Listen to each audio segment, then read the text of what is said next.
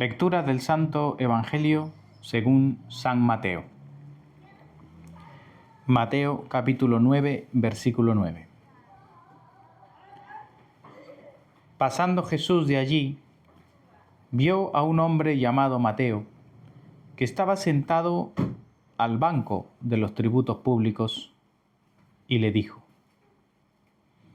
«Sígueme». Y se levantó y le siguió. Y aconteció que estando él sentado a la mesa en la casa, he aquí que muchos publicanos y pecadores que habían venido se sentaron juntamente a la mesa con Jesús y sus discípulos. Cuando vieron esto los fariseos, dijeron a los discípulos: «¿Por qué come vuestro maestro con los publicanos y pecadores?». Al oír esto Jesús les dijo: «Los sanos no tienen necesidad de médico, sino los enfermos. Id pues y aprended lo que significa: misericordia quiero y no sacrificio, porque no he venido a llamar a justos, sino a pecadores al arrepentimiento». Es el Evangelio del Señor. Gloria a ti, Señor Jesús.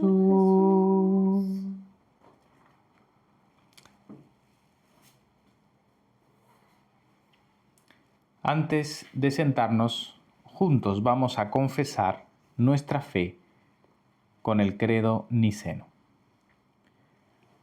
Confesemos con nuestra boca lo que cree nuestro corazón. Creo en un solo Dios, Padre Todopoderoso, Creador del cielo y de la tierra, y de todas las cosas visibles e invisibles, y en un solo Señor Jesucristo, Hijo unigénito de Dios, engendrado del Padre antes de todos los siglos, Dios de Dios, luz de luz, verdadero Dios de verdadero Dios, engendrado, no creado, consubstancial al Padre, por quien todas las cosas fueron hechas, quien por los hombres y por nuestra salvación descendió del cielo y fue encarnado por obra del Espíritu Santo de la Virgen María, y fue hecho hombre, y también por nosotros fue crucificado bajo Poncio Pilato. Padeció y fue sepultado, resucitó al tercer día según las Escrituras. Ascendió a los cielos y está sentado a la diestra del Padre, y vendrá otra vez con gloria a juzgar a los vivos y a los muertos, cuyo reino no tendrá fin. Y creo en el Espíritu Santo, Señor y dador de vida, que procede del Padre, quien con el Padre y el Hijo juntamente es adorado y glorificado, quien habló por los profetas. Y creo en la Iglesia, una, santa, católica y apostólica, y reconozco un bautismo para remisión de pecados, y espero la resurrección de los muertos y la vida en los siglos venideros. Amén. Tomamos asiento, hermanos, y damos gracias al Señor por este su día santo. Que la gracia y la paz del Señor esté con todos vosotros. Nos acercamos al Señor en su santa palabra, en este domingo, Día del Señor, y ofrecemos a Dios nuestra alabanza, nuestra adoración en esta nuestra liturgia de la Santa Eucaristía, y se la ofrecemos también al Señor en oración por toda su Iglesia, la Iglesia en todo el mundo, los hermanos perseguidos y necesitados, también por los que están en aflicción, también por los gobernantes, autoridades y servidores públicos, y por todo el pueblo fiel de Dios aquí en España.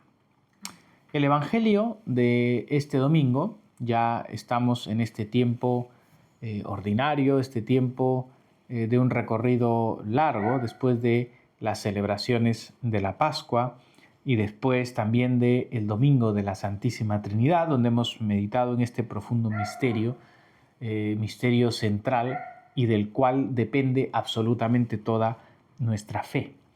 Y hoy nos acercamos en este domingo a este pasaje del Evangelio de Mateo donde vemos el llamamiento del mismo evangelista, del mismo apóstol, ¿no? San Mateo.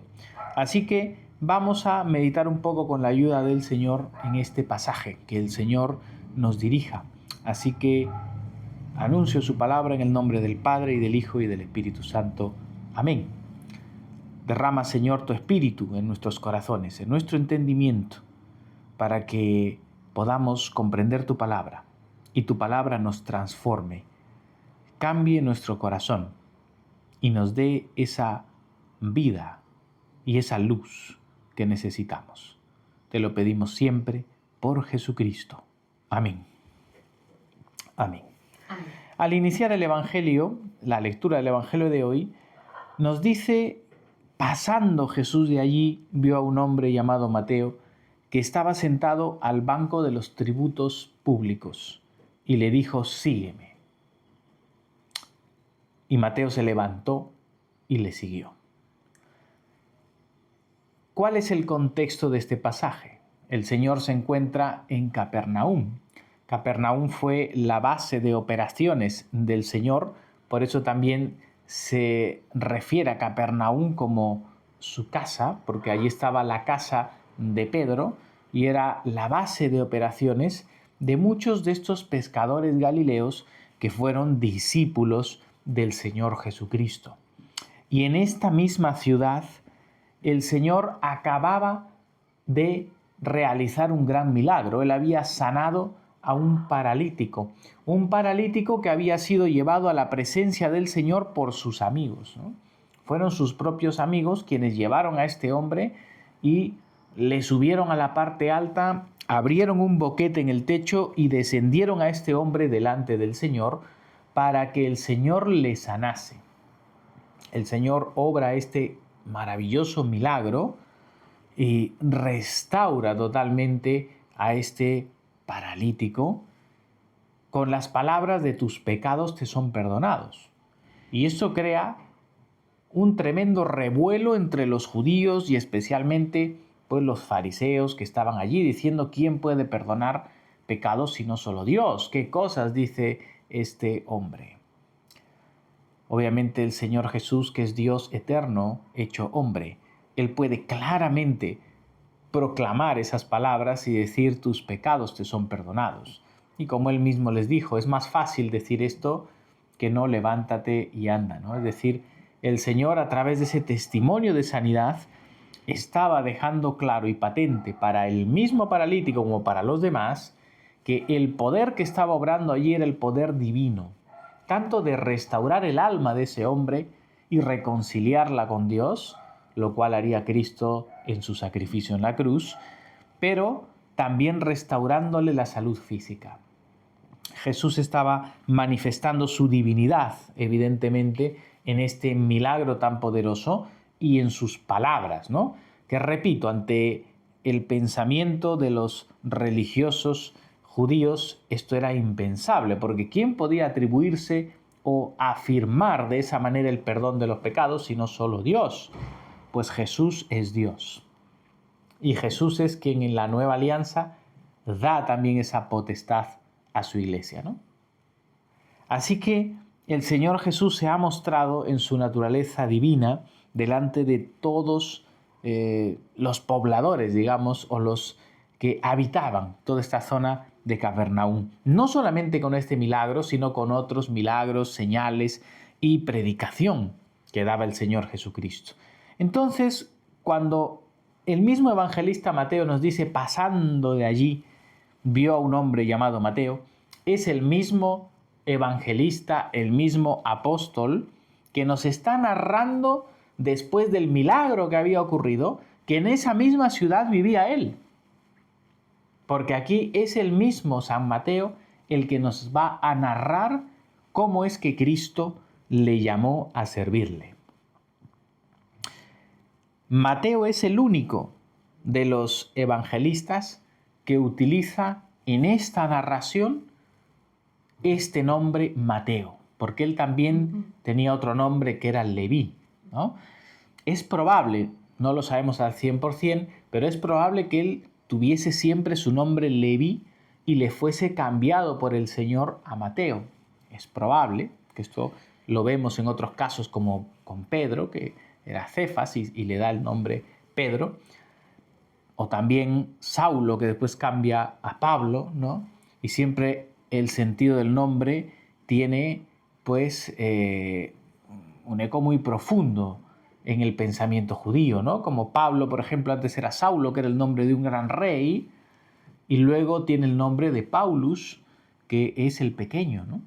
Ahí vemos ese cambio de pues, la gran soberbia de Pablo a luego un corazón humillado, ¿no? De ser el pequeño, ¿verdad? También con Pedro, ¿no? La roca, porque él es el príncipe de los apóstoles, no es el primero, ¿no? De los apóstoles. En este caso con Mateo, Mateo significa don del Señor o regalo de Dios, ¿no? Y es probable que, como digo, el Señor haya cambiado el nombre, aunque no lo podemos saber con certeza, o probablemente él ya tenía estos dos nombres. No lo sabemos. Lo cierto es que los demás evangelistas, cuando cuentan esta historia de conversión, utilizan el nombre Leví, pero Mateo utiliza el nombre Mateo. Y lo más probable es que él lo haga para que nadie se confunda y todos tengamos claro que él era un pecador. Que él era un pecador salvado por la gracia de Dios. Un pecador llamado por la gracia de Cristo. Un pecador que necesitaba ser salvado, ¿no? Probablemente los otros evangelistas están guardando su nombre de apóstol, ¿no? Para no desacreditarlo, pero él está mostrando claramente que era él. Era él ese pecador que estaba en ese lugar cuando Jesús lo llamó. Y él estaba sentado al banco de los tributos públicos. Recordemos que los cobradores de impuestos, los que cobraban esos tributos públicos, ¿no? Los publicanos y los cobradores de impuestos en general, sea para Herodes, sea para los romanos, sean los impuestos marítimos, que probablemente por el comercio, ¿no? Que era lo que probablemente él cobraba, aunque no lo sabemos con certeza. Todos los cobradores de impuestos tenían una fama muy mala en medio del pueblo, porque los cobradores de impuestos normalmente estaban asociados con la traición, porque cobraban impuestos para el enemigo, ¿no? Para el Imperio Romano o para quienes oprimían al pueblo. También tenían mala fama por ser usureros y ladrones, ¿no? Por la usura y la rapiña, porque ellos, además de cobrar lo que era propio del impuesto, ellos cobraban una parte para obtener ganancias personales, ¿no? Y solían ser bastante usureros y ladrones, ¿no? Como conocemos también de Zaqueo, ¿no? Entonces digamos que para los judíos piadosos, ¿no? Los impíos, los malvados, ¿no? Eran pues los gentiles paganos perdidos y también los publicanos y los pecadores, ¿no? Y los samaritanos también. Todos ellos eran, digámoslo así, la escoria, ¿no? De la sociedad. Aquellos que están lejos, lejos del amor de Dios, lejos de la fidelidad a Dios. Entonces, este es el cuadro que el mismo Mateo nos pinta de sí mismo. Él era ese judío, pero pecador, ¿no? Ese judío perdido que estaba allí en el banco de los tributos públicos. Y es a este Mateo al que el Señor Jesucristo le llama directamente y le dice, sígueme. Fijaos el llamamiento de Cristo. Las palabras de Cristo son simples, son concretas, son directas. Lo que le dice el Señor es, sígueme. No podemos dudar de que Mateo ya conocía a Cristo. Os lo acabo de decir, en Cafarnaúm el Señor tenía su base de operaciones durante un buen tiempo y Mateo había visto y había oído a Cristo en más de una ocasión, de esto no hay duda. Pero este es el momento en el que el Señor le hace un llamado directo y concreto personal a Él. Le dice directamente a Él, sígueme. Ya había escuchado Mateo en otras ocasiones la predicación de Cristo, el anuncio del reino, el anuncio de la reconciliación, del perdón de los pecados, de la vida eterna que se ofrece en Jesucristo, en su muerte, en su resurrección. Pero este es el momento en el que Él recibe este llamado concreto a seguirle. La respuesta de Mateo es también radical. Él se levanta y le sigue. De hecho, San Lucas, que nos cuenta con un poco más de detalles este llamamiento, nos dice que dejándolo todo, le siguió. San Mateo no es muy, vamos a decirlo así, detallista en todo lo que él narra, ¿no? Y parece que era un hombre de pocas palabras y además muy humilde, sencillo y prudente. Y él no dice cosas buenas de sí mismo, la tienen que decir los demás. Y esa es la actitud que debe tener un cristiano, ¿no? Como dice San Pablo, ¿no? Que nadie piense de sí más de lo que debe pensar y ninguno debemos estar hablando de nosotros mismos como grandes cosas, ¿no? San Mateo era así. Él no dice nada bueno de sí mismo, al contrario, él se muestra como un pecador. Son los otros apóstoles los que tienen que mostrar las virtudes y lo bueno que había en Mateo. Como digo, es Lucas quien dice que él siguió a Jesús dejándolo todo, renunciando a todo. Y esto es lo que demandaba el sígueme de Cristo. Porque aquí Jesús simplemente le dice a él, sígueme. Y en ese sígueme de Jesús se resume todo lo que demanda el Evangelio del hombre. El arrepentimiento, la fe, la conversión, se resumen en la sencilla palabra sígueme. Cuando Jesús dice sígueme, te está diciendo tienes que creer que yo soy el Señor, tienes que creer que yo he venido para salvarte, he muerto en la cruz, he resucitado por ti. Cree en mí que soy el Mesías, el Cristo, el Salvador, y por eso arrepiéntete. Renuncia al pecado, renuncia a tu vida desordenada y ven para ser mi discípulo. Todas esas palabras se encierran en la simple palabra sígueme. Por eso es que en el Nuevo Testamento creer en el Evangelio es sinónimo de obedecer el Evangelio. Creer y obedecer están íntimamente unidos. Creer en el Evangelio no es un acto mental, es la entrega de la vida a Cristo para seguirle como Señor y Salvador. Por eso la vida cristiana es un camino, el camino de la salvación, seguir a Cristo, ser su discípulo. Ese es el llamamiento de Cristo para todo hombre. Y como hemos dicho, Mateo respondió clara y directamente. Dejándolo todo, le siguió. Mateo experimentó esa entrega total a Cristo, abandonando su vida de pecado, abandonando esa vida de vanidad, de gloria, de lujos, de dinero, de excesos, una vida desordenada delante de Dios, y él abandonó y renunció a todo eso para seguir a Jesucristo. Y eso es lo que Dios le pide al ser humano, a cada uno en su condición. No todos tenemos riquezas o dinero o posiciones como Mateo, pero todos nosotros tenemos pecado. Y todos nosotros tenemos en nuestra vida estilos de vida que no son compatibles con la gloria de Dios, no son compatibles con la voluntad de Dios. ¿Y qué es lo que pide el Evangelio del hombre? Que se arrepienta, que renuncie a todo aquello que le aparta de Dios, que renuncie a todo aquello que no es voluntad de Dios en su vida y esté dispuesto a seguir a Jesús, es decir, a obedecer, a ser su discípulo, a caminar detrás de los pasos de Cristo, a ser verdaderamente enseñado por Cristo y transformado por Cristo. Entonces, el anuncio del Evangelio no es simplemente un anuncio bonito para escucharlo los domingos. El anuncio de Cristo es un cambio de vida.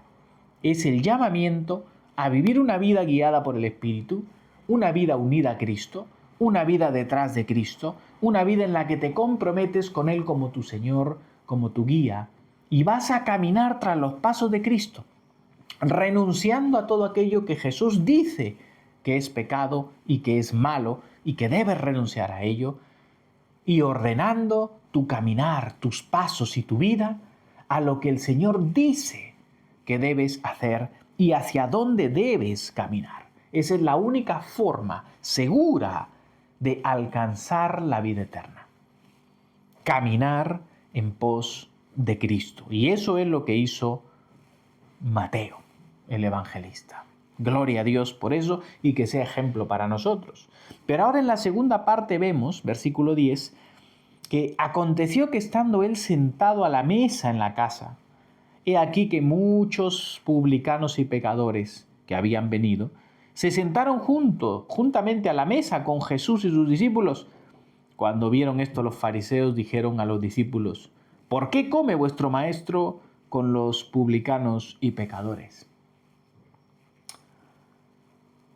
Una vez más, San Lucas nos da más detalle, ¿no? Aquí Mateo simplemente nos dice que estando ya sentados a la mesa, pero ¿de qué mesa y de qué casa? Una vez más, San Mateo no se echa las flores él ni dice nada, pero San Lucas sí lo dice. Es el mismo apóstol Mateo el que prepara una gran comida. Él prepara una gran mesa y un gran banquete para, obviamente, celebrar a Cristo su Señor, pero también muy probablemente una fiesta en la que Él está dando testimonio de lo que Cristo ha hecho en su vida y de la renuncia que Él está tomando, porque Él va a seguir a Cristo y va a dejarlo todo. Y en esa fiesta Él está mostrando a quién va a seguir y la decisión trascendental que Él ha tomado. Pero en esa comida Él invita a todas las personas, a todos los amigos que Él tenía, los publicanos y los pecadores. Él era un pecador juntamente con ellos, y Él no se considera mejor que ellos. Y Él, por ser ahora un discípulo de Cristo, no se considera como aquel que debe estar alejado totalmente de esos pecadores, sino que vemos en el corazón transformado por la gracia de Dios que tiene Mateo, que Él más bien los reúne y los trae a su casa otra vez. ¿Para qué? Para mostrarles al que a Él le ha salvado, para mostrarles a Cristo, al que es el Señor, al que los puede transformar. San Mateo está convirtiendo de su casa y de ese banquete el lugar del testimonio de Cristo, el lugar donde Cristo es exaltado, pero el lugar también donde el Evangelio es anunciado, donde Él procura la salvación de estos publicanos y pecadores que hasta ese día fueron sus amigos más cercanos. Pero Mateo, repito, no es que los rechaza y los aleja con un corazón duro, sino que al contrario, los trae a la presencia de Cristo. Y esto es el ejemplo más maravilloso para los cristianos. Cuando un cristiano verdaderamente se ha convertido a Cristo de corazón y es transformado por la gracia y conoce a Dios, ha tenido ese encuentro personal con Jesucristo, rindiéndole su corazón, esa persona transformada por la gracia va a procurar que los que le rodean y sus amigos y su círculo cercano conozcan ese mismo amor de Dios, conozcan el perdón de Dios, la reconciliación de Dios y tengan una vida nueva. Ese es el corazón transformado por la gracia. Ese corazón que busca adorar y homenajear al Señor, pero a la vez anunciar esa salvación a los que le rodean. En contraste vemos la reacción de los religiosos hipócritas de los fariseos. Cuando los fariseos vieron esto, su pregunta, obviamente malintencionada, es: ¿por qué come vuestro maestro con los publicanos y los pecadores? Allí vemos una vez más a estos fariseos, que claramente el Evangelio nos lo muestra como unos religiosos hipócritas, es decir, unos religiosos que están centrados nada más que en el exterior, en las formas, en la religiosidad externa, pero no en el corazón entregado a Dios. Ellos están más preocupados en no contaminarse ritualmente al acercarse a un gentil, a un publicano, a un pecador, a un samaritano. Su preocupación es no contaminarme ritualmente porque luego no puedo participar de la liturgia del templo. Luego no puedo participar de la sinagoga si es que me contamino con uno de estos pecadores. Ese es su pensamiento. Su pensamiento está nada más en lo externo de la religión, pero no en el corazón y en la misericordia para la salvación de todos los hombres. La crítica de los fariseos muestra la dureza de sus corazones.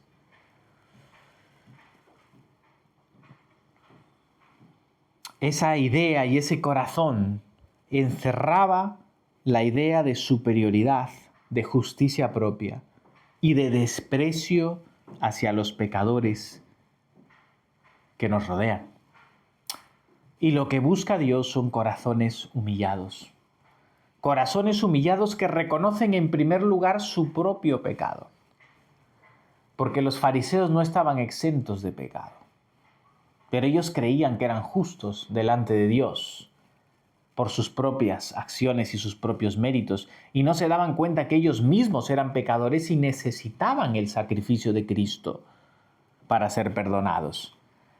Y este es el problema de la religiosidad hipócrita. Cuando nos creemos justos en nuestras propias acciones y no dependemos de la gracia de Dios. El cristiano tiene que reconocer que es un miserable pecador y que no somos nada si no es por la gracia de Dios en nosotros. Si no es por el sacrificio de Cristo, no hay forma de reconciliarnos con Dios. Y no hay forma de hacer algo bueno si no es que la gracia de Dios nos precede. Si la gracia de Dios no nos mueve y nos dispone hacia Dios, nosotros no somos capaces en nosotros mismos de hacer el verdadero bien. Dependemos absolutamente de la gracia de Dios y por más que por la gracia hagamos bien, debemos decir como Jesús nos ha enseñado, siervos inútiles somos. Es decir, cuidado con el concepto que tenemos de nosotros mismos. Si nosotros nos consideramos más santos y mejores que los pecadores en el mundo, estamos en peligro. No somos mejores. En nosotros mismos, por lo menos, no lo somos. Es la gracia de Dios en mí, como dice San Pablo. Pero no yo, dice San Pablo. Yo he trabajado más que todos los demás apóstoles, dice San Pablo. Pero no yo, sino la gracia de Dios conmigo. Es la gracia de Dios con nosotros, la gracia de Dios en nosotros la que hace las cosas. Es Cristo en nosotros. Y debemos dar gracias a Dios reconociendo nuestra incapacidad y nuestra pequeñez. Es decir, Señor, si algo bueno hay en mí es por tu gracia. No por mí mismo, y no somos superiores a aquellos que están perdidos. Y nosotros debemos anunciar el Evangelio con misericordia, con corazones llenos de misericordia, de compasión, mostrando la salvación en Cristo. Estos fariseos estaban más preocupados, como digo, en el ritual que en el corazón. Y en la misericordia. Y esa acusación de Cristo hacia ellos es constante. Y no es que a Dios no le importe cómo nosotros expresamos nuestra fe en la liturgia. No es que a Dios no le importe cómo adoramos en la liturgia. Por supuesto que le importa. Y en el Antiguo y en el Nuevo Testamento vemos que Dios prescribe la liturgia y cómo debe ser adorado. Pero eso es un tema. Y el otro es nada más centrarnos en lo exterior de la liturgia con corazones endurecidos, orgullosos y faltos de misericordia. Eso es lo que no puede ocurrir. No podemos centrarnos nada más en lo externo de la religión, divorciándolo del corazón, porque al final eso termina siendo un ritualismo vacío y falto del amor y de la misericordia y de la justicia de Dios. ¿Qué les responde Jesús? Versículo 12. Los sanos no tienen necesidad de médico, sino los enfermos. Id pues y aprended lo que significa misericordia quiero y no sacrificio, porque no he venido a llamar a justos, sino a pecadores al arrepentimiento. Y este dicho de Jesús encaja perfectamente en la situación. ¿Para qué está el médico? ¿Para qué está el médico? No son los sanos los que necesitan al médico, sino los enfermos. Jesús les está diciendo a los fariseos, ¿por qué creéis que estoy yo aquí en esta mesa sentado en medio de publicanos y pecadores? Jesús no estaba allí como un pecador más o como alguien que iba a mezclarse con el pecado, ni como alguien que estaba allí para aprobar el pecado de ellos. Jesús no está sentado allí para aprobar el pecado. Jesús no está sentado allí para decir, no pasa nada, seguid caminando en esa dirección. Jesús no está allí para decirle a esos hombres, estoy validando vuestras prácticas. No, Jesús está allí como el médico que sana. Jesús está allí para mostrar justamente el pecado y el llamado al arrepentimiento. Y esa es la actitud que la Iglesia debe tener en todos los tiempos. La Iglesia no puede estar cerrada, no puede cerrar las puertas y el corazón a los pecadores. No podemos separarnos y distanciarnos totalmente de los pecadores y decirme yo no me siento ni a comer contigo o no comparto contigo nada. Esa no es la actitud de Cristo. Esa es la actitud de los fariseos. La actitud de la Iglesia tampoco puede ser la de me siento a comer con los pecadores validando su pecado. Me siento a la mesa con el pecador para decirle no pasa nada, tú sigue en esa dirección que Dios te ama igualmente. Esa tampoco puede ser la actitud de la Iglesia porque no fue la actitud de Cristo, ni fue la actitud de los apóstoles, ni de la Iglesia nunca. Cristo no se sentó para validar el pecado, para decir no pasa nada. Y la Iglesia no debe hacer eso tampoco. Ni debemos cerrar el corazón, como digo, y distanciarnos radicalmente, hipócritamente, farisaicamente. Ni tampoco debemos sentarnos para compartir, tener comunión con el pecado, validarlo y apoyarlo. Tristemente, estas dos actitudes se han vivido y se viven hoy en la Iglesia. Cristo se sentó en esa mesa como el médico que sana, como el médico que llama al arrepentimiento a los pecadores. Esa es la actitud que debe tener la Iglesia.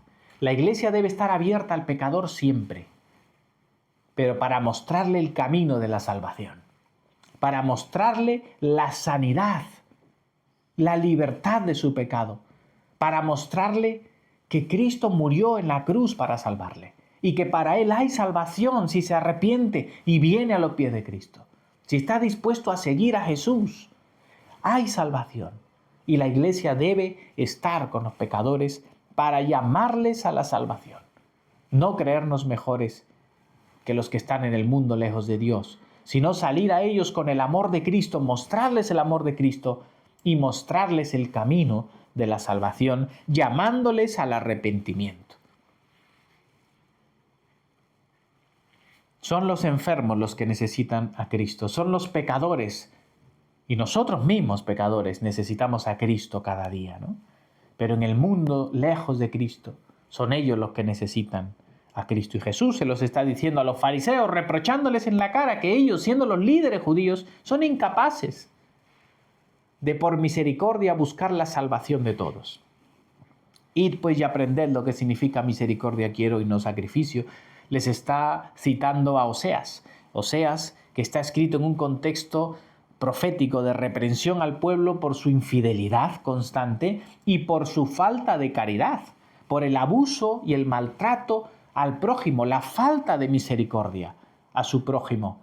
En tiempos de bonanza, el pueblo se había ensoberbecido en sí mismo, se habían encerrado nada más en la liturgia exterior, pero siendo infieles a Dios en sus idolatrías y maltratando y oprimiendo al débil.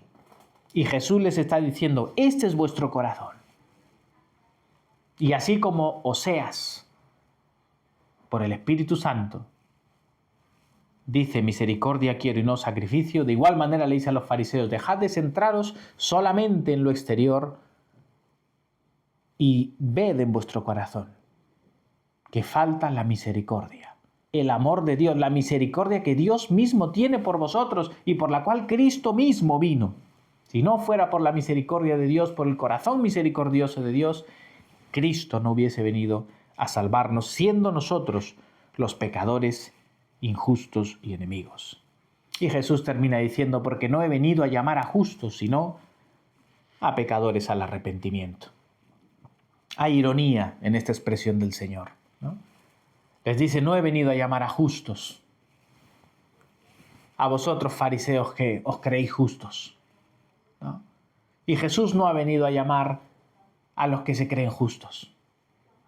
Jesús ha venido a llamar a aquel que reconoce que es un pecador, aquel que reconoce que necesita el perdón de Dios, la reconciliación de Dios. Estos fariseos se creían justos en su propia opinión, pero estaban lejos de la justicia de Dios. Ellos no reconocían que necesitaban ser perdonados, restaurados, que necesitaban ser insertados en Cristo para entrar en esa justicia de Dios. Cristo no ha venido a salvar a aquel que cree que ya en sí mismo ha obtenido toda la salvación. Aquel que cree que por sí mismo basta y que Dios está feliz con él, para ese no ha venido Cristo. Cristo ha venido para que aquel que reconoce con un corazón sencillo que es un pecador y que necesita ser limpiado, transformado, reconciliado y salvado. Y ese es el corazón de los cristianos que verdaderamente han comprendido a Cristo y el Evangelio. Conclusión. Hermanos, que oigamos el llamado del Señor siempre. Ese llamado es sígueme.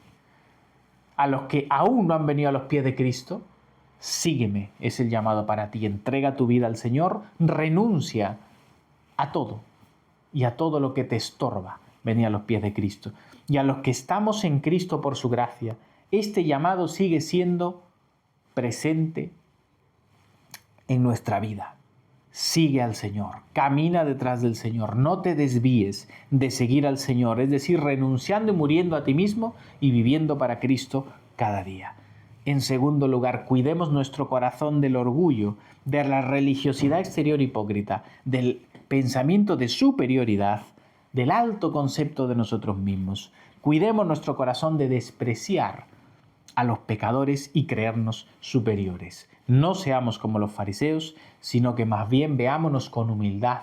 Y con esa humildad seamos como Mateo, que lleva a sus amigos y a los que le rodean a la cena con Cristo. Llevémosles a Cristo, mostremos a Cristo con nuestra vida y con nuestras palabras y con nuestra misericordia y nuestro amor. Tratemos a los que nos rodean en el mundo con el amor de Cristo, que vean la gracia de Cristo y comprendan el Evangelio y la gravedad del pecado, que la comprendan, el juicio que viene, pero porque se lo transmitimos con amor y con misericordia. Y finalmente, hermanos, seamos así como nuestro Señor Jesucristo, que seamos como aquellos que llevan al médico a la casa de los pecadores. Cristo es el médico que viene a sanar. Nosotros tenemos que ser como el que conduce la ambulancia y lleva al médico hacia aquellos perdidos por el pecado. Que la gracia de Dios nos ayude a ser humildes, a ser sencillos de corazón, reconociendo nuestro pecado y por la misma gracia de Dios trabajemos para llevar a Cristo y el Evangelio a los que nos rodean. Que el Señor nos ayude y bendiga su palabra. En el nombre del Padre y del Hijo y del Espíritu Santo. Amén. Amén.